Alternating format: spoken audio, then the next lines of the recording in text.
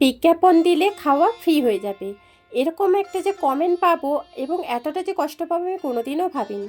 By the way, আমি দুদিন আগে আমি একটা ফটো পোস্ট করেছিলাম যে সোনার তরীতে কিন্তু নান রুটি এবং পনির, কড়াই পনির সেই স্বাদ ছিল, এরকম বলে একটা আমি ফটো পোস্ট করেছিলাম। তো সেখানে একজন দাদাভাই এই কমেন্টটা করেছে।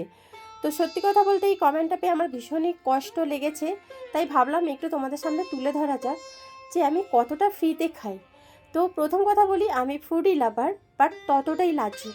হ্যাঁ ফ্রেন্ডস, কেউ আমাকে ফ্রিতে খাওয়াবে, ফ্রিতে কিছু গিফট করবে, ফ্রিতে আমাকে টাকা পয়সা দেবে, আমি কিন্তু 1 টাকাও নিই না এবং ফ্রিতে কোনো কিছু খাবার খাই না।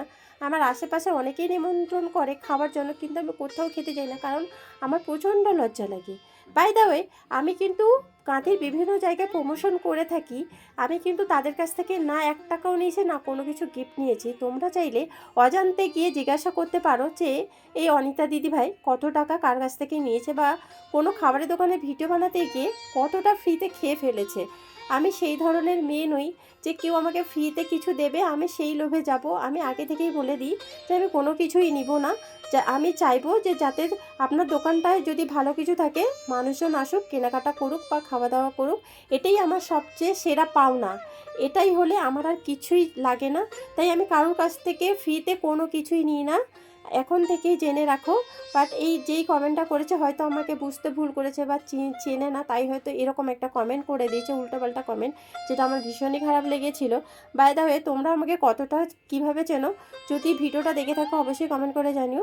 এই ভিডিওটা সত্যি কথা বলতে আমার ভীষণই খারাপ লেগেছিলো। তো যাই হোক, আমি কিন্তু সোনার তরীতে সেদিন চলে এসেছিলাম কারণ আমার জ্বর হয়েছিল এবং মুখটা তেতো লাগছিলো, তাই স্পাইসি খাবার খেতে ইচ্ছে করছিল। যেহেতু চৈত্র মাস, আমি ননভেজ খাচ্ছি না, ভেজই খাচ্ছি। তাই ভেজের উপরে এই নান রুটি এবং কড়াই পনিরটা বেস্ট ছিল, তাই খেয়েছি এবং রিভিউ দেওয়ার চেষ্টা করেছি।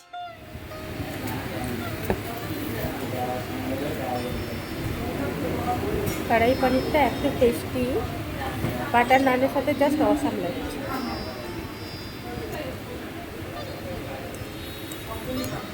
পনিরের সাইজটা